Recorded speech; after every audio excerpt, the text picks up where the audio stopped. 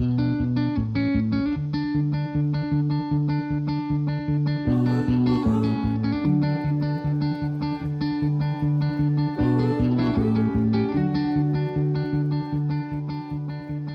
think the biggest thing I grew up knowing is that to whom much is given, much is required. I came from a pretty privileged family, a middle-class family, that were always the people that were giving to other folks. If you needed something, they knew to call my parents.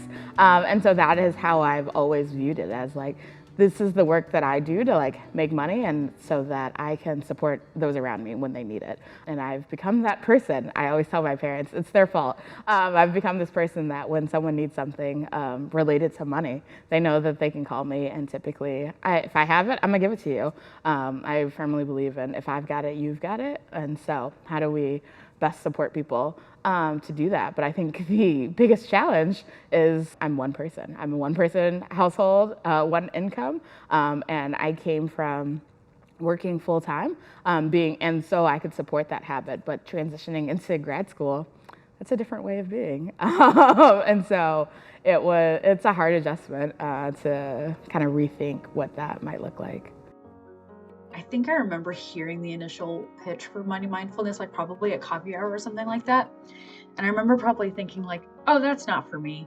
Because anything that ever had to do with money, I just like didn't associate that with myself.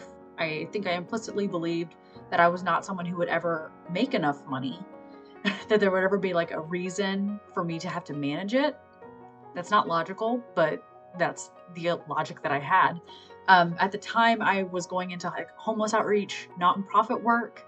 I kind of always believed like, oh, I'm never gonna make more than $30,000 a year.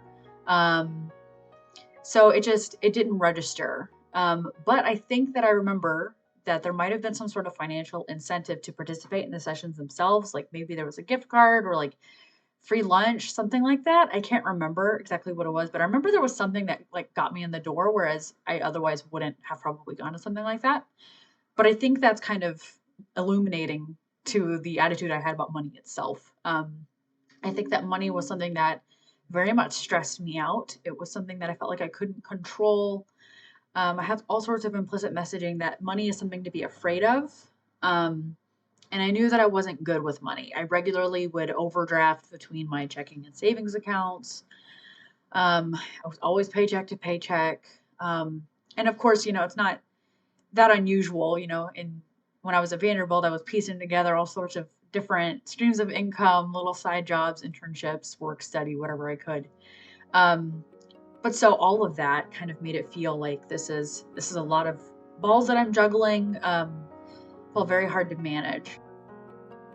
I think I have a lot of ideas coming in, but I wasn't aware of them, and I wasn't aware of that unawareness either. So it's kind of this complex things that I just use money day-to-day basis, right? Without knowing or be able to articulate a label what exact ideas I was using it on.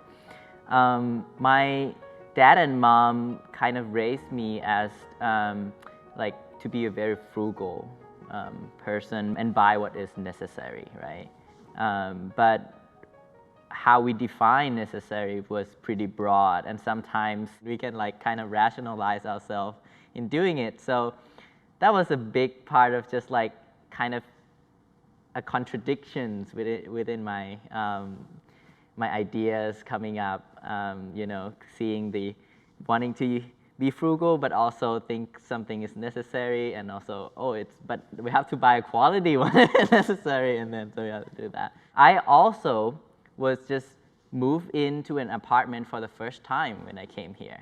I came out of, straight out of undergrad, and then I came to Vanderbilt Divinity School, and then when I entered the Money Mindfulness thing, I was having a nagging sense that paying my bills for the first time, doing this stuff for the first time is I should know more about what what my ideas were. Yeah. I would say the ideas that shaped my understanding and use of money coming into the Money Mindfulness retreats, really came from my family growing up, but then also some theological understandings around stewardship and the use of money specifically using funds that I have been given or have access to in a way that I feel or felt would honor God. My familial thoughts around money really related to things like paying bills on time, ensuring that we were putting enough money aside for emergencies and for sort of longer term purchases or goals. That way our family would have the immediate needs that we have met, while also being able to have a reserve for future things that we wanted to do or things that might come up unexpectedly. And then the theological or faith-based ideas around money that I had were really about how do you use money in ways that honor God? How do you use money to do the things that God would have us to do? Not just storing it up for myself or for my family or for my generations to come, but how do I use my financial resources in a way that really says to God, number one, I see and acknowledge you as the giver of these things that I have in my life. But then two, I know that there are some things that you want me to accomplish in this world, and these financial resources are a part of that.